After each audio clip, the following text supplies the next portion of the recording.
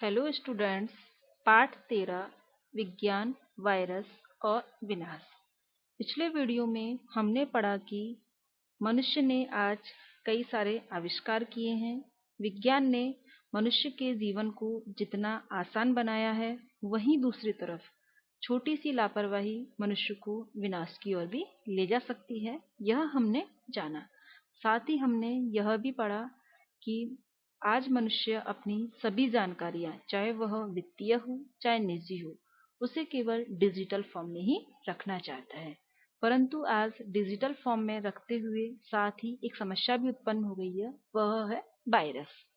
Virus जो कि किसी भी साइट को हैक करके जरूरी व निजी डाटा को चेंज भी कर सकता है और उसे कंट्रोल भी कर सकता है।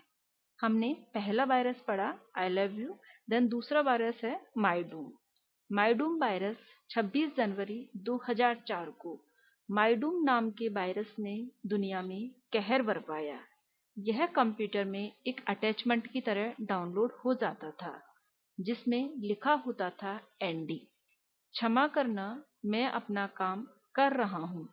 इस वायरस का निशाना मुख्य रूप से अमेरिका का एससीओ ग्रुप था। तब ऐसा माना गया कि यह वायरस रूस में विकसित हुआ है, पर इसके बनाने वाले का नाम आज तक भी पता नहीं चल पाया है। इस वायरस की वजह से एससीओ ग्रुप की वेबसाइट 2 हफ्तों तक बंद रही और इस ग्रुप से संबंधित जितने सिस्टम पर इसने आक्रमण किया, उनकी कार्यक्षमता 50% तक भी घट गई। इस वायरस के कारण $38.5 बिलियन का नुकसान भी हुआ। माइडूम वायरस ईमेल के द्वारा फैलने वाला आज तक का सबसे तेज वायरस है। अनुमान यह है कि यह वायरस आज भी किसी न किसी रूप में हमारे साइबर स्पेस में मौजूद है और न जाने कब फिर से अपना रूप दिखा दे। तीसरा वायरस है जीउस, जीएस या जीउस। ट्रोजन मालवेयर भी विंडो बेस्ड कंप्यूटर सिस्टम के लिए ही बना था। जुलाई 2007 में इस खतरनाक वायरस ने संपूर्ण विश्व में खलबली मचा दी, क्योंकि इसका उद्देश्य सिर्फ कंप्यूटर सिस्टम को नष्ट करना ही नहीं था, बल्कि इसका उद्देश्य तो लोगों के वित्तीय और बैंकिंग जो डाटा है उसको चुराकर आपराधिक गतिविधियों में उसका प्रयोग करना था। ज्यूस वायरस का ज्यूस वायरस जो था, उसका उद्देश्य लोगों के जो वित्तीय और बैंकिंग डाटा है उनको चुरा करके आपराधिक गतिविधियों में उनका प्रयोग करना था। इस वायरस के संचालक निजी कंप्यूटर्स में घुसकर उनकी सोशल मीडिया, ईमेल और बैंकों के लॉगिन की जानकारी चुरा लेते थे और मिनटों में ही करोड़ों अरबों रुपयों को अपराधी जगत के खाते में हस्तांतरित कर देते थे, ट्रांसफर कर देते थे। विश्व की कई बड़ी बड़ी कंपनियां जैसे कि bank of America, Amazon, Oracle, Cisco आदि इसका शिकार बने और वैश्विक अर्थव्यवस्था को करीबन $70 मिलियन की चोरी झेलनी पड़ी। ज्यूस वायरस ने लोगों का वित्तीय और बैंकिंग डाटा चुराकर उसे आपराधिक गतिविधियों में प्रयोग किया। अगला है क्रिप्टो लॉकर। इस वायरस को पहली बार 5 सितंबर 2013 को देखा गया। यह ट्रोजन वायरस था जिसे विंडोज के लिए बनाया गया था। इस वायरस को ईमेल अटैचमेंट और डाउनलोड के द्वारा लाखों कंप्यूटर्स में फैलाया गया। यह वायरस कंप्यूटर के सिस्टम में घुसकर जरूरी फाइलों के पासवर्ड को एन्क्रिप्ट कर देता था, अर्थात उनको पढ़े समझे जाने वाले कोड्स में बदल देता था। फिर इस वायरस के एडमिन अर्थात रचयिता ने उन फाइलों को वापस पढ़ने समझने वाली भाषा में बदलने के लिए बड़ी रकम की फिरौती मांगते थे। क्रिप्टो लॉकर वायरस में जो इसके बनाने वाले थे, उन्होंने कंप्यूटर सिस्टम में घुसकर जो जरूरी फाइलें होती थी उनके पासवर्ड को चेंज करता, उसके बाद उसे ना पढ़े समझे जाने वाले कोड्स में चेंज कर देता था। फिर उसके बाद लोगों से उनको वापस पढ़ने और समझने वाली भाषा में बदलने के लिए बहुत बड़ी रकम मांगी जाती थी। फिरौती न मिलने पर वे उन सभी जरूरी फाइलों को डिलीट कर देते थे। इस तरह इस वायरस ने दुनिया में तकरीबन $3 मिलियन का नुकसान किया।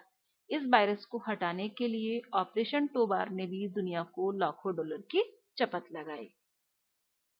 नेक्स्ट है स्टक्सनेट। हाल ही में कास्परस्की लैब ने इसे बेहद खतरनाक वायरस को देखा। हाल ही में कास्परस्की लैब ने इस खतरनाक वायरस को देखा। माना जाता है कि इसका निर्माण सन 2005 में ही शुरू हो गया था। इसका उद्देश्य बड़े-बड़े उद्योगों, पावर प्लांट के स्काडा सिस्टम को नष्ट करना था। ऐसा माना जाता है कि अमेरिका और इजराइल ने मिलकर इसका निर्माण किया है। ईरान के न्यूक्लियर प्रोग्राम को फेल करने के उद्देश्य से इसका निर्माण किया गया था। ऐसा माना जाता है कि अमेरिका और इजराइल दोनों ने मिलकर ईरान का जो न्यूक्लियर प्रोग्राम है उसको फेल करने के लिए इसे बनाया। अभी तक दुनिया में जो भी वायरस आक्रमण हुए वे किसी देश या राजनीति से प्रेरित नहीं थे, परंतु यह एक ऐसा वायरस था जिसका निर्माण विश्व की एक महान शक्ति ने राजनीतिक उद्देश्य से किया। विश्व की महान शक्ति अमेरिका। एक तरह से यह अमेरिका और इजराइल का ईरान के विरुद्ध युद्ध के ऐलान के जैसा था। यद्यपि किसी भी देश ने औपचारिक रूप से इस युद्ध की पुष्टि नहीं की और न ही इसके ऊपर कोई टिप्पणी की, परंतु इस वायरस ने ईरान के 20% न्यूक्लियर प्रोग्राम को नष्ट करके उसे वर्षों पीछे धकेल दिया। इस वायरस ने अकेले ईरान में 2 लाख से ज्यादा कंप्यूटर्स को नुकसान पहुंचाया और 1000 से ज्यादा स्वचालित मशीनों को पूरी तरीके से खत्म कर दिया।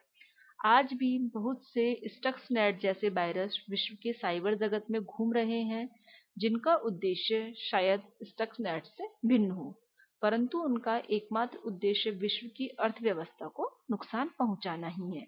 दिन पर दिन पहले से अधिक शक्तिशाली और खतरनाक वायरसों का निर्माण उन अनजान लोगों द्वारा किया जा रहा है, जिनका असली जो उद्देश्य है वह हम नहीं जानते। आज जहां दुनिया को 2 बिलियन से ज्यादा आबादी डिजिटल हो चुकी है और साइबर स्पेस का हिस्सा बन चुकी है, वहीं हर दिन लाखों कंप्यूटर्स वायरस का शिकार भी हो रहे हैं। ऐसा भी माना जाता है कि कंप्यूटर्स को जानबूझकर खराब किया जाता है ताकि वायरस को खत्म करने वाली तकनीक को भी बेचा जा सके। बढ़ती हुई प्रतिस्पर्धा ने वैश्वीकरण और आर्थिक व्यवस्थाओं को सुचारू बनाने के लिए भी वायरस का निर्माण किया जाता है।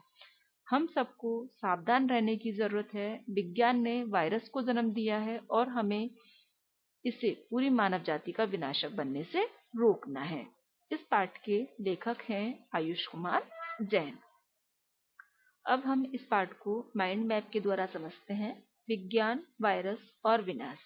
यह पाठ किसके बारे में है? यह पाठ विज्ञान ने हमें जो कई सारी सुविधाएं दी हैं, उनके साथ उसने हमें कई सारी खतरनाक स्थितियों में भी डाला है। उन्हीं में से एक स्थिति है वायरस, जिससे बहुत ही सावधान रहने की जरूरत है। वायरस क्या होता है? एक प्रकार का कंप्यूटर कीड़ा जो किसी भी निजी कंप्यूटर या साइट को हैक करके उसके डाटा को परिवर्तित कर सकता है और नियंत्रित भी करता है। कुछ खतरनाक वायरस है I love you, Mydoom, Zeus, CryptoLocker और स्टक्सनेट। Thank you.